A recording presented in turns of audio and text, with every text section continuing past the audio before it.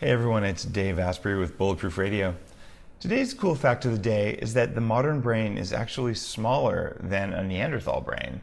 And our current theory is that once the brain hits its optimum size for work, that it starts specializing and compacting. That's why the brain now may be a little bit smaller, but it's as efficient or more efficient. Looking at our origins is really, really important, because if you check out today's episode with Pedram Shojai, you're going to hear a lot about how our brains evolved, how our bodies evolved, and how we can use this view of evolution in order to connect to the things that are going to make us stronger. So understanding where we came from gives us hints on how we can biohack ourselves, how we can upgrade our performance, and just build our environment so that our biology does what it was originally evolved to do. Today, Pedram is actually interviewed by one of the Bulletproof team members and a good friend, Zach Garcia.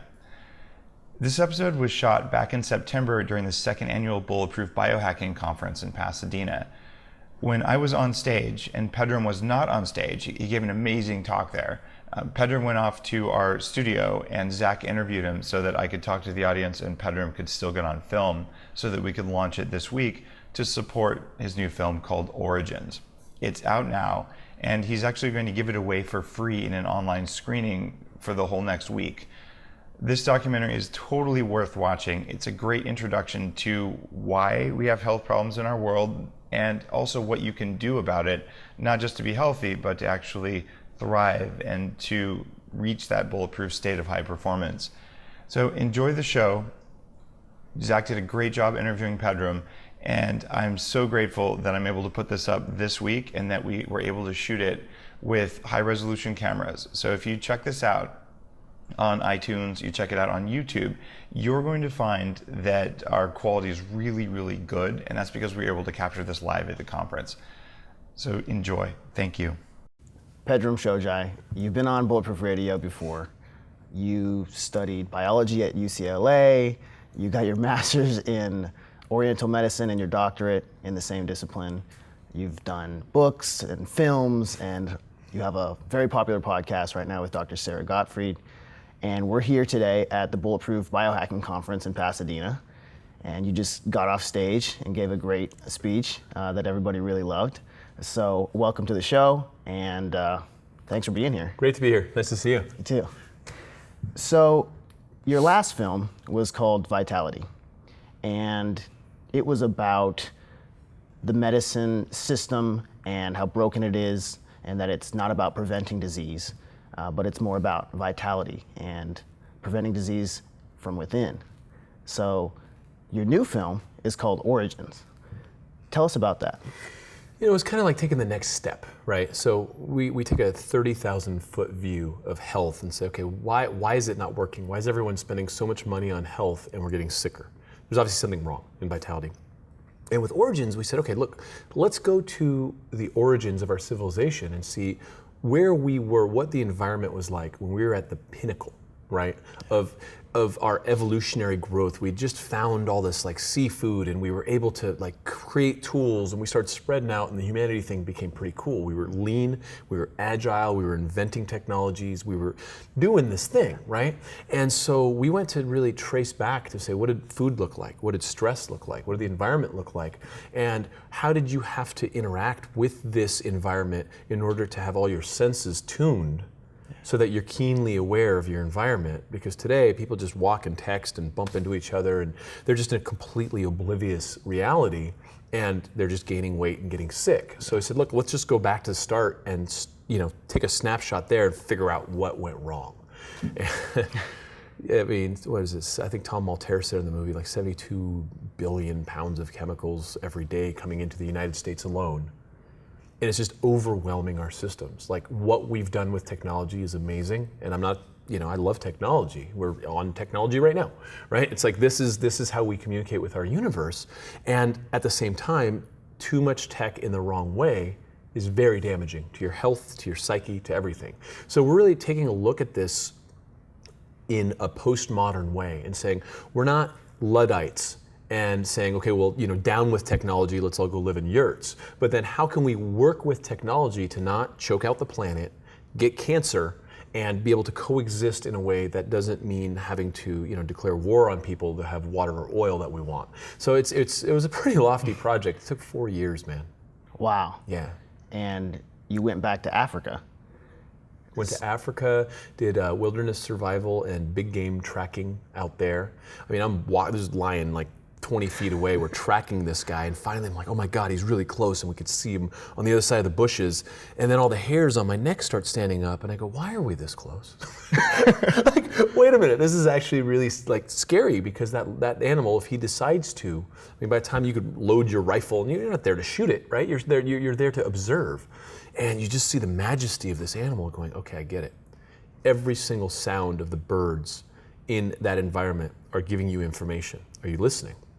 If you don't hear an oxpecker and you're walking through high grass, a buffalo sees you, you're dead, right? And so now the oxpecker doesn't matter at all, but screeching car tires, that'll do it, right? It'll make you jump. So it's like, how have we adapted to the new human jungle, and what does that mean for the future? Right, so your fight or flight response was activated when you were there with the lions. How does that translate into a modern day where you get cut off in traffic, or your cell phone goes off, you've got something going on with your business that freaks you out? Is there a similarity there between that physiological response that you have? Well, it's actually the same stuff. And so the problem is, though, and we were talking about this last night actually, is there are certain things that happen. Like, I'm a very defensive driver on the freeway, because I have someone who's driving a lethal weapon swerving into my lane at 80 miles an hour, and I got my kid in the back. That's serious, right? And so it's like this, I'm like, for me, the closest thing to the jungle in modern society is the freeway. The 405. Right? The 405, right? Because there's chaos coming everywhere, and death is like at your doorstep if you're not careful. So you have to be heightened awareness and all this. You're not texting, you're not whatever. And outside of that, though, it's like, yeah, sure. I mean, you walk down the wrong dark alley, you live in a bad neighborhood, that stuff happens, but we've insulated ourselves from death, right? Whereas over there, man, a wrong step, you're done, you're lunch, right? So you have to learn about how to calibrate your stress bucket. For us here, it's like, oh, that Verizon bill came in and the kids texted too much, and I gotta pay all this money, I'm all stressed out, versus lion eating your neck, right? And so where do those fall on the importance timeline, right? And where does that fall within like the biochemical flood that just happened that told your body the same thing, which was, you need to run, you need to get out of here, this is really bad, right? And so the same chemicals are surging, but you're fussing over a cell phone bill. And so for one of the major lessons there was to recalibrate your stress bucket. You need food, you need water, you need shelter, and you better know how to make fire. Outside of, you're alive. Outside of that, everything else is a want, it's not a need. And so we live in the world of wants, and we don't understand our needs. So a lot of it for me was, and then we did wilderness survival. We did a bunch of training with a really awesome guy in California. It just taught you how to exist as our ancestors have for hundreds of thousands of years. And then from there, everything else is gravy. You're like, wow, I got water. Right. Cool. So we're at the biohacking conference, and there's a lot of technology these days that can help us mitigate the stress and understand it better and hack it. And when you got up on stage, you started talking about alchemy, which is funny because Dave and I were talking about this recently. And so I'm curious to know, how do you think alchemy and the more esoteric spiritual side of things, how do we use the technology today to tap into that and actually utilize the technology in an effort to be more in touch with that side of things? Great, that's a great question, and I think that's a question of our time. Right, because I kick it old school, right? Like I was a monk, I studied, I sat on the rocks, and there's a tremendous amount of benefit I gathered from that. And so, what's relevant in a hyper-urban situation? What's relevant with all the stress and arrows flying at us, and how do you navigate, right? And I think that the missing ingredient to all of it has always been consciousness. I throw a bunch of tactics at me, but without a strategy, I still don't have a winning campaign, right? And so if you have a framework of understanding that all of it is about consciousness and figuring out who you are, then things have a frame of reference to be like, ooh, that's not going to help me, or oh, I want more of that. And so I use the ancient stuff all the time. Matter of fact, I'm doing it right now. I'm constantly aware of my breath, constantly circulating, figuring out what's happening in my body, and using that. Now, it took me years of practice, right? Now you could have some heart math doohickey on your finger, and it's just like, hey, dude, you're out of your zone. You're like, oh, let me bring it back. So I think that those tools are phenomenal if you understand why you want to stay in your heart rate zone. Right. If you understand what the whole game is about, then you use everything that you can, so long as it doesn't have a fallout, right? I mean, there's side effects to drugs. If you have things that don't have side effects that can benefit you, and you understand where they fall in a tactical plan, man, bring it on. Right. So talk about some of the side effects of this technology. I mean, we know about EMFs and we know about things like that, but what do you see as some of the side effects to using some of these devices? Do you think that if you're just always hacking too much, can you go too far with it?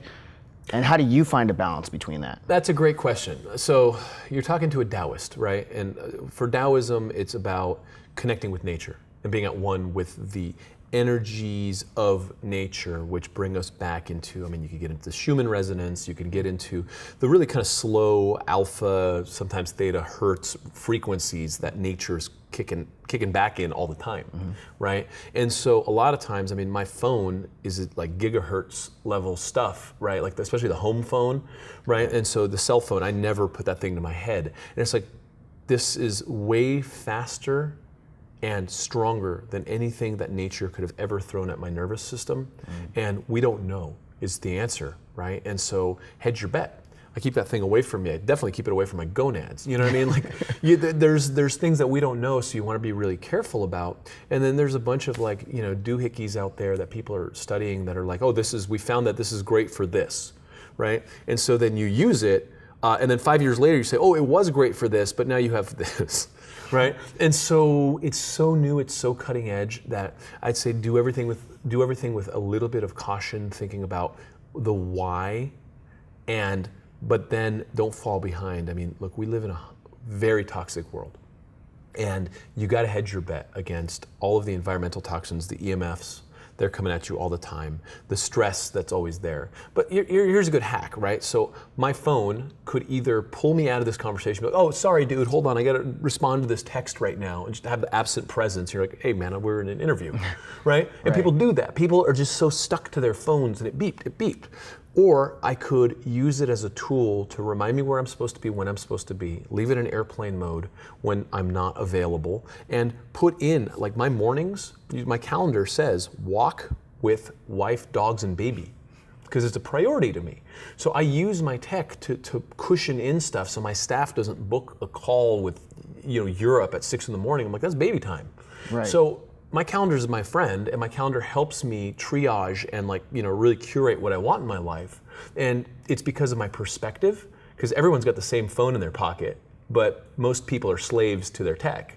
And so you have to be able to use it in a way that helps you do the things you want in life versus push you around like the world does all the time. So you're sort of outsourcing your cognition in that regard and allowing that tool to be something that can actually make you a better father, make you a better human being, and you don't use as much of your mental power to decide every day what you're going to do and when you're going to do it, and then you can spend that time making an impact with the films and the other projects that you have going on. But for regular people that are just out there, they're listening to this right now because they want to learn something that they can use in their daily life to make a little change here and there, to hack their day to be more productive, right? To kick more ass. So you're using that technology, but you're also cognizant of sort of the side effects of it, is what I'm hearing you say. It's a tool. Like, Right. if I have a sword, we're going to kick back like 5,000 years, I got a sword. I could either, kill food, I could kill an enemy, or use it to cut my food or to, skewer. It's just a tool, right? And so it could be a lethal weapon or it could save your life. And so, I look at my phone, I look at my car, I look at all these things in that way and say, okay, so it's a thing. What does this thing do for me? And again, it goes back to the fundamental question, the gauntlet I threw up on your stage a little while ago, which is, what is any of it without consciousness? The real question is, who am I, right? And why is that important? And we're talking about immortality and alchemy and all these things. The only thing that's immortal is your consciousness, and it's eternal. And so, trying to hang on to this flesh means really nothing to me, because I understand who I am and where I come from, and I'm no different than you and everything around us. It's all life. And so until you get to some of the mystical stuff, a lot of the other stuff doesn't have a frame of reference to snap into, especially with the esoteric. With the new stuff, it's all over the place. It's wild, wild west. So you just got to watch your ass. Right. Right. So you went from making a film about vitality and about health, and did that lead you into the questions that you had about the origins? And is that why you went there? Or did you have this kind of plan that it's like, first I'm going to do this, and then I'm going to talk about the origins? I wish I could say that I'm that well deployed, but my practice in life is to follow the breadcrumbs. And so it always opens up, the next level, the next query opens up in front of me, and it becomes self-evident, and it becomes a wonderful idea. I mean, the fact that I spent the last 2 days in the sun doing hard labor, tearing out my lawn and making it a garden is because we're doing a victory garden initiative with this movie, and who am I to tell people to do that if I haven't done it myself? So it's like, okay, so I had a camera crew, and we just, I was out there doing it. And so it just, all of these things become self-evident because the universe is asking for us to move, and I just work here. Yeah. Right. So the Victory Garden, talk a little bit more about that. Yeah, so what we're doing with this movie, which is going to be really fun, and it's, for me, it's, the reason we do what we do at well.org is because everything I do should help the world. Right? And so as we launch the movie, we'll have a summit with like all these expert interviews and just wonderful stuff to support more information. And then that ends right before Thanksgiving. And so we're basically taking back Black Friday. And so we're doing a Green Friday initiative, helping direct people to companies that are doing the right thing, helping the planet and giving back. And so then we're taking 10% of the proceeds into a Victory Garden initiative in the spring, where we got all these amazing urban farmers that are going to go and help different communities start home gardens and then film it with their iPhones and push it up to Facebook and challenge each other to do it.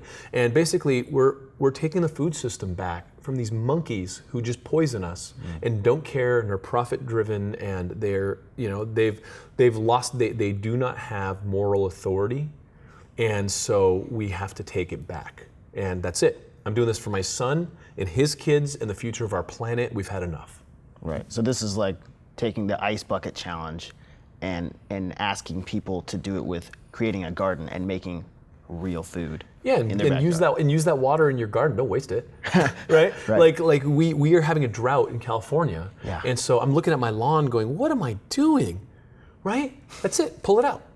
Water food, right? Have the kid grow up with food, and so it's a fundamental hack in how we live our life with presumptions about how things are supposed to look. I got this doctor house, and it's it's pretty. So what? It's useless. Right? And so I live here, and it's supposed to be a living, breathing reflection of who I am. Tear it up. Garden there, this over there, this waterfall's gonna have a Qigong area over here. Tear it up. It's like you every little piece that's like a blind spot in your consciousness is a stone that needs to be turned. And as you do it, there's plenty of energy and vitality right under it. You're like, wow, that was really cool. That was liberating. And now we have a whole video series that comes from there. I have 2 TV shows next year and 2 more movies, and like I said, I'm following the breadcrumbs. I'm just doing the right thing, and in doing so, the next story becomes self-evident. Right. So when you were in Africa and you went back to the wild and you were tracking lions, you were living off the land. Well, there we couldn't live off the land because of we had a concession from the tribe that, basically we weren't there to like shoot animals and eat them. We were there to learn their behavior and track them, so we had to bring in food. But then afterwards, when we went to a different place, we learned to live off the land. Certain places, like this whole paleo thing is like, I'm gonna get out there and hit a deer with a spear, and I'm a man. Like if everyone did that, it'd be over in a heartbeat. There's not that many deer. There's not that many woods, you know what I mean? And so it's really fun to get all nostalgic about like how cavemen used to roll. But when you get down to the nitty gritty, we have 7 billion people on the planet, and we have to look at food systems and what that means. And I'm all about decentralized organic ag and all sorts of the wonderful solutions. But if I'm going to go out there in the name of making a movie and like eat some antelope, I just took that food away from the lion who I'm there to, support and take care of and tell his story. So it's a complicated time, man. It's really, it's hard to do the right thing because we've messed up so many things. So what's the message of Origins that you're looking to get across to the audience? Like what do you want people to walk away after they watch this film? What do you want them to walk away with? Very clear is that, here's this wonderful, beautiful planet that we like to keep. Here's what we've done, right? And this is why no one feels well and people are falling apart. And you as the consumer have all the power. So as a conscious consumer, if you vote with your money, vote with your dollars, vote with your intent to say, I'm supporting this company because they're doing the right thing.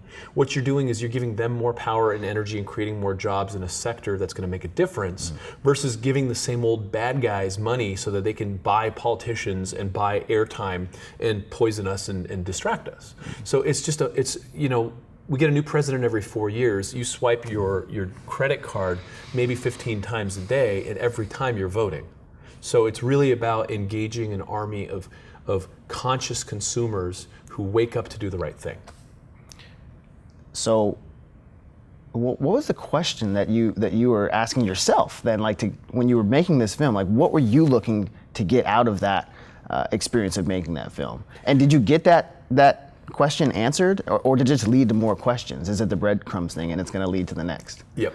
And so, like my directors and thing, they hate me. I'm just such a pain in the ass to work with because they're just like, dude, you need a script. I need a script before we start. I'm like, the story's writing itself. We're gonna go sit in front of Mark Hyman and Dave Asprey and all these like genius people and ask them a bunch of questions. And usually it's not when I'm trying to lead the witness that I'm gonna get the gold. It's like they're gonna say something. I'll be like, oh, really? Well, tell me more about that. And then it brings out this like wonderful thing, and then it writes itself, and then it becomes a living, breathing story that's being told by the universe through my genius friends, and then it becomes a thing. And then once I feel comfortable with it, I'm like, this is the movie. Then we kind of follow the breadcrumbs to the next one. So I'm kind of unconventional in that way, but I couldn't do it any other way because I'm not gonna this isn't about my propaganda. This isn't about Pedram saying this is the statement we're gonna make, and this is what we're gonna say because of this, this, and this. Right? It's let's go ask the smartest people in the world what they think about this, and then let's have that tell a story. Is that why you focus on making documentaries? Because you can do that? Yeah. Because there's different ways of telling stories, right? You could write a script and tell a beautiful story, or you can let it organically grow into something that could take you somewhere that you didn't expect to go. Which is exactly what happens in these movies. And so I think we'll get into a couple feature, basically scripted films, because you could do a lot with those in the next couple years. But right now, I got another book deal. I got 2 more movies. It's like there's so much going on that, again, if you look in my calendar, there's no room for feature film number 4. And so I don't even go there because I don't need that stress. My wife doesn't need that stress, and my voice will start changing because I'm going to sound time compressed. Yeah. So I just know better than to even go there for a couple more years. Right now, you've talked about doing this gong and this 100-day gong. Tell people how they can use this format in their life and talk a little bit about how it's helped you in your life. Sure. So I started doing this, 15, 20 years ago. A Gong Master said, okay, here's a set, learn it, cool. Now, you have to do it every day for 100 days. If you fail, you start over. I was like, well, that's interesting. So, missed day 6, start over. Missed day 12, start over. Missed day 46 and swore to myself that I would never miss another day and started over and just boom, 100. And then I was like, wow, that was really cool. Let me do that again. And then I started layering on saying, well, what else can I add to this beyond the Qigong? Maybe I should do my meditation, maybe I should stretch, I should do my push-ups. And so I started to work with it myself for about a decade until what happened was people were like, dude, what the hell are you doing? You're like kicking ass. was just like, yeah, I got my discipline. And then I realized that it was building willpower, it was building discipline, and it was keeping me focused, right? And so as I started doing that, then I kind of took time management and goal setting and all these things and put it in there, and realized that the reason why most people fail in life is because their intention and their attention are not connected. So you can have all the will in the world and be scattered in your focus, and basically, you have a bucket of water, you just sprayed it over a huge field, none of the plants got enough water, everything withers and dies. Versus, boom, laser-like focus with your power, make it happen. So if you've ever failed a diet, if you bailed on an exercise program, if you're trying to get ahead in your career and you haven't done it, this practice is very helpful, and I've helped thousands of people now, and it's just like, it wasn't me saying, oh, let me create this thing, it was a bunch of people saying, what the hell are you doing, share it with us, which is nice because again, it's organic. Right. It's not speculation, it's worked. It's worked for me, it's worked for a lot of people, and so I feel comfortable sharing it because a lot of people, I was talking to some guy who's like doing some make money thing, and he was teaching it, and I said, well, that's interesting. So you made a bunch of money and now you're teaching people how to do it? He's like, no, I was in the shower and I thought of this thing and I started selling it to people and now I'm rich. So I'm like, you had a get rich quick scheme while you were broke that you sold to people that wasn't tested, and you're using that as the platform for now, for your riches. That's parasitic. Like, you're not a living example, you're out, punt. Right? And so that model doesn't work for me because it's just bullshit. Yeah. So how can people apply the Gong practice into their biohacking, for instance? Because we're here at the biohacking conference, there's a lot of people, there's so many toys, there's so many cool things you can do to increase your performance, to be a better human being. But it's the same challenge. You get started on a path, you lose your attention, you had the intention, but your attention strays, and you're on to the next shiny object, the next cool tech toy or whatever's out there. The new iPhone comes out, you start playing with that, right? So have you used the Gong in that regard in any way to stay on point with something, and how can people do that? Like, do you have something on your site that people can get? Is there a resource out there? Yeah, absolutely. We have a free workbook for people that's there, and I'll hook it up with you guys. Yeah, we'll put it in the show notes. Remember URL. Yeah. Right. Yeah. But yeah, we have free resources there, and you can put anything you want in your Gong. You can say, look, take my collagen every morning. Mm-hmm. And if you miss it, you start over. But the problem is, and you've really hit it on the head, is the crisis and the curse of modernity is there's too much good stuff, and people become hungry ghosts, and they're just like a little of this, a little of that, and they never get anywhere, right? It's like the classic example of digging for a well, and you go 10 feet and you say, screw this, there's no water here, and you go over here and you go over here, and you go like a pockmarked land, and you never got water. And so any one of these practices that you've kind of proven to work for you, do it for 100 days. Make it part of your daily ritual and reap the rewards and the benefits, and say, okay, do I keep that in or do I keep that out? Did that enhance my life to the point where I now keep doing it or what? But if you don't actually do the things, you're just a hungry ghost. I mean, this is the problem I see with most people on diets and exercise and in the healthcare world when I was running all my medical clinics, is they kind of knew what to do, but they were just waiting for the next thing when the thing that they needed was already in their lap. It's like, what? Just do that. Just do that. Why not? And so the Gong really helps with that. Helps you stay on track. It's a deal not with me, but with yourself, right? You're making a deal with yourself. Say, I'm going to do this every day for 100 days, and if I fail, I start over, and it's going to teach me to stay focused and stay disciplined. And once I can do that, then I could, and I start people usually say 1 item, maybe 2 items on your Gong. Okay. Because you're going to fail because we all bite off more than we can chew. And as you get better at it, you do more. My Gong takes me 2 hours a day and I have 8 items on it. I was up at 5:40 this morning doing my Qigong and meditating and, in between grabbing the baby while my wife was in the bathroom. And, you fit it into your day because you have to. Because I don't want to wait till I get home tonight to have 2 hours of personal work to do and then feel sorry for myself or get mad and say, screw this, this is too hard. I've set it up that way. So if I don't build it into my day, I'm going to complain about my life by tonight. Yeah. And so I'm good at it now. Mm-hmm.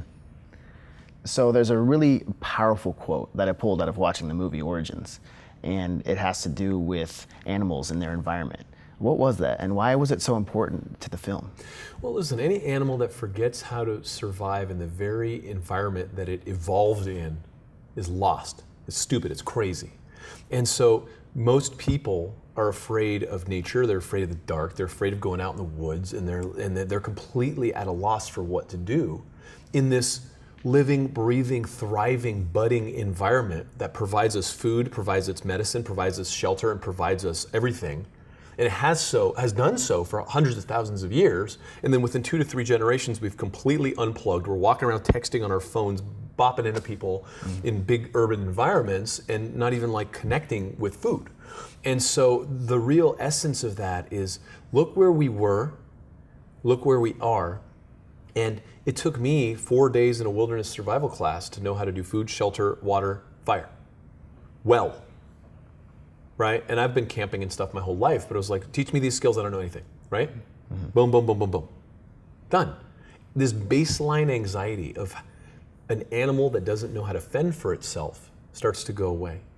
Same thing with martial arts. I don't teach martial arts because I want people to go out and beat people. I want people to not be afraid of conflict and know that they can handle themselves. I'm never in a conversation where I'm like, oh, is this guy gonna get me? I can handle myself. I never get into fights because I'm confident. And I can handle myself in life because I know how to survive, and I know how to adapt to the changes in the natural environment because I'm watching nature. I don't want to smother nature. She's my friend. That's awesome. Filmmaking is an arduous process. Dave is working on the Mold documentary, and I've been helping with that. And it's difficult. It's challenging. There's always something new that pops up. So for you, this is, you've been around the bend a couple times. This is your second. Finished the second. We're pre-pro on the third. Okay. So how do you hack that? Where did you go from the beginning with your first film, and what do you understand now?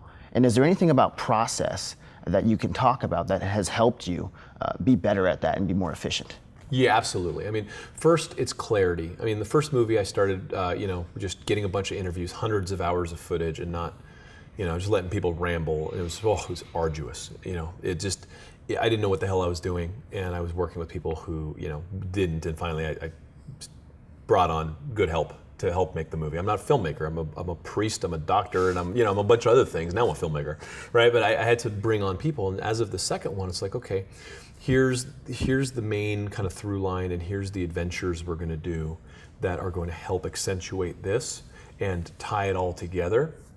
And you spend a lot of time thinking about where the movie is flowing and what, and you want to kind of subtly coax it in a direction for positive social action. Because I don't consider myself in the entertainment business.